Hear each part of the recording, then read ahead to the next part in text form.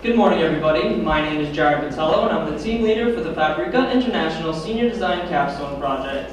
The team includes myself, Louis Varricchione, Nathaniel Brightman, and Nicholas LaMarche, and we were advised by Dr. Kawei Shen. Fabrica International is a company located in Stoughton, Massachusetts that has been the leader in the field of vibration isolation and shock control since 1936. The company designs, builds, and manufactures vibration isolation pads used in the world's most demanding industries today. The application that our team had focused on was bridging supports, and we worked very closely with the Fabrica PTFE bearing pad, as can be seen in Figure 3, for most of our prototyping purposes. Although we worked very closely with the Fabrica PTFE bearing pad, Fabrica has hopes to implement our sensor into the rest of the Fabrica product line as time goes on. Some examples of their other pads can be seen in Figures 1, 2, and 4. The objective of the project was to engineer a sensor to be incorporated into the Fabrica pad that would be able to detect dynamic force and acceleration and monitor this information in real time. With our engineered dynamic force sensor, Fabrica or the Department of Transportation will be able to monitor the forces and stresses acting on a bridging support and monitor the life of the support to prevent a catastrophe from happening as shown on the figure to the left. The pad is placed on the support as shown on the figure to the right, and our sensor has been designed to be integrated into the pad, which will be further explained in our presentation. As for mechanical engineering students, we have been tasked to engineer the sensor, design a manufacturing procedure for the sensor integration into the pad, and provide proof of concept electrical workings to ensure that our sensor is ready for data acquisition integration. The data acquisition portion of this project has been postponed to next year's electrical engineering group here at UMass Dartmouth. It has been asked by the client that we deliver a sensor that would be able to withstand a manufacturing temperature of 275 degrees Fahrenheit and also withstand a force of 800 to 1500 psi exerted from the bridge in which it will support. Because most of our sensors are located outside, it was asked by the client that we deliver a sensor that would be weatherproof. Lastly, Fabrica International engineers their pads to order. This means that the pads in which our sensors will be integrated into will vary in size from job to job. Therefore, it has been asked by the client that we deliver a sensor that could accommodate the varying sizes while also providing accurate readings. The maximum pad in which we had to accommodate was a 24-inch by 24-inch or 2-foot by 2-foot pad, and the minimum was a 2-inch by 2-inch pad, which was used for our prototyping purposes. As for mechanical engineering students, we've been, after we knew our deliverables and constraints given by our client, the team had spent countless numbers of hours in research to determine commercially available sensors to accommodate our given situation. We narrowed it down to hydraulic pneumatic pressure sensors, load cells, strain gauges, piezoelectric sensors, fiber optic sensors, piezoresistive sensors, and capacitive sensing. Using a decision matrix, we were able to narrow our decision down even further. Although most of these sensors are good for measuring pressure and force, most of them cannot meet our given constraints. Therefore, the team had concluded that we will test piezoresistive and capacitive sensing as they were our top scoring sensors.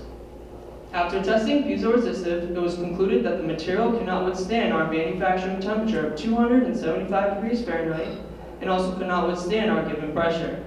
Therefore, the team had concluded that we will stick with capacitive sensing. Many commercially available capacitive sensors cannot be manufactured into the pad as requested by the client. So, knowing this, our team has decided to engineer our own capacitive sensor that is not yet available on the market today. In doing so, we were able to engineer a sensor completely unique to Fabrica International, making them stand out in the competition. Now, I'll pass it over to Louis to discuss the theory behind capacitive sensing and our sensor design. So, like Jared said, in order to directly integrate, to meet our design constraints and directly integrate a thin sensor into our pad, our idea was to go with a capacitive sensor. So what is capacitance? Capacitance is the ability for a system to store charge. So the setup of our sensor will be like the figure shown, where the two electrodes will be thin steel plates and the dielectric material will be a Teflon. So as a force acts on the sensor, the distance between the two plates will change, which will result in a change in capacitance. This change can be measured and be used to determine the amount of force that is acting on the sensor. Force versus capacitance. So by combining the compressive force equation and the capacitive equation, we arrive at an equation which can be used to determine the force based on the capacitance reading.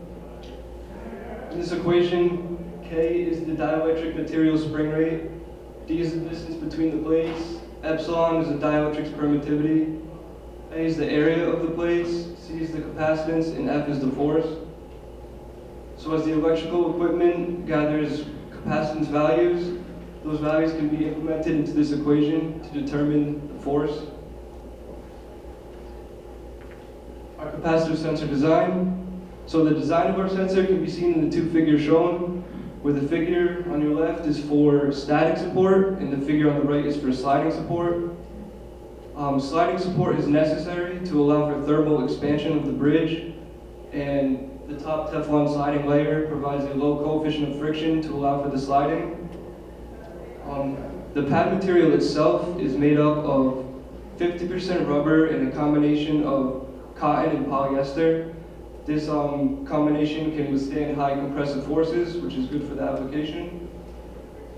So for the static support, it starts with a small layer of Fabrica pad, followed by the sensor, followed by the rest of the pad. Each of these layers will be bonded by epoxy in a cold curing process. For the sliding support, this will also be bonded by epoxy, with an exception to the top Teflon sliding layer, which has to be bonded to the top conductive layer of the sensor by a Fabrica LTP bonding material. The sensor is also located as close to the top of the pad as possible to prevent any damping that the pad material can have on the sensor, which can make the results less accurate. Also, the way that the sensor will be manufactured into the pad provides customization depending on the size and weight of the bridge. So the sensor will be manufactured into the largest possible pad, which is 2 feet by 2 feet, and then it will be later cut down depending on the size of the bridge. And now we'll pass it to Nate, who will talk about our testing procedures. So for our testing procedures, we bought a multimeter that was higher end that could measure picofarads, and this was necessary because we have very small changes of capacitance as the dielectric deforms. So we needed a higher end to get accurate results after we proved the concept with our lower end equipment. On the next slide, you can see we brought the multimeter to the Fabrica facility to use their in-store machine, which was much better than the press we were using at school. In figure 12 there, on the left, you can see our sensor inside of this in-store machine between the two compressive plates. We separated the sensor from the compressive plates with a single Fabrica layer of padding to insulate the electricity and ensure that it wouldn't short out and we would get results that we wanted. In figures 13 and 14, you can just see different angles of the leads coming from the multimeter behind the camera up to the compressive machine. And this is another view of our setup from the other side, the control panels. So in figure 15, you can see in the middle, that's our multimeter reading real-time capacitance. It's then relaying that data out to the laptop on the right and plotting it versus time. All the way on the left there, you can see the computer, which controls the instrument machine. It can be manually set to different loading rates. For example, we did 60 pounds per second up to a max of 6,000 pounds, which correlates to our 1,500 PSI max loading conditions for bridges. Then that data can be related to the laptop data with the time, the same exact time, which relates the force to the capacitance, which is the results we were looking for, and Nick will explain more about. So what you see on the screen here is the capacitance versus time graph that we were gathering from our multimeter. Like Nate just said, we applied 60 pounds per second of load until we reached a maximum loading condition of 6,000 pounds. Then we unloaded the pad at the exact same rate until we reached 0. The maximum capacitance occurred at our maximum loading rate, and then it slowly decreased at a similar rate that it was increasing at. And this is a screenshot of that same graph you just watched grow. Our smallest capacitance value was a bit under 180 picofarads at zero loading conditions, and our highest capacitance value was a bit over 300 picofarads at our 6,000 pound loading condition. One concern the team had with this data is the amount of variation in capacitance values up towards the top. This is due to the noise in the facility that's being picked up by the electrical equipment. Our advisor, Dr. Shen, ensures us that the electrical engineering team next year will be able to reduce this noise and make this a much more smooth curve. We were able to compile all of the capacitance values from our multimeter and compare them to the force values that the Fabrica equipment was picking up. We were able to reduce the values down and plot force versus capacitance directly. Force on the x-axis and capacitance on the y. This graph gave us the same concern that our capacitance graph gave us with the waviness of the line. However, that should be reduced next year in the electrical engineering portion of this project and make this a much more smooth curve. Throughout this project, we had a lot of challenges. Our biggest challenge in the first semester was sensor type.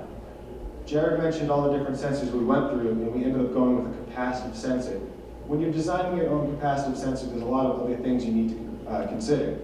You need to decide if you want to use thin or thick materials, what material you wanted to use for your charged plates, what you wanted to use for your dielectric, etc. We ended up going with 10 gauge carbon steel as our charged plate and a thin layer of Teflon as our dielectric. Fabrica was very happy with this decision because it's the easiest for them to manufacture, and it can also be cut to size to meet all of our other constraints. And here's the timeline of our project. As you can see, we got everything done in a timely manner, and we didn't leave anything left on the table. Lastly, here's our budget. Like I mentioned before, we tested many different materials. As our charged plates, we tested some foils, such as copper foil, aluminum foil, and stainless steel. Our issue with the foils was that they were breaking under high loading conditions, so we had to go with a thicker material. Therefore, we went with 10 gauge carbon steel as our charged plate. We tested several different dielectric materials as well. We tested several different rubbers such as latex, EPDM, neoprene, and we also tested epoxy and, of course, Teflon. We ended up going with Teflon because it was the easiest to manufacture, and it gave us similar results to the epoxy, which was our next best choice. Our two biggest purchases on here were the multimeter that Nate previously described and our hydraulic press that we purchased to do some on-campus testing. We spent about $2,000 of our $5,000 budget. Does anybody have any questions for us?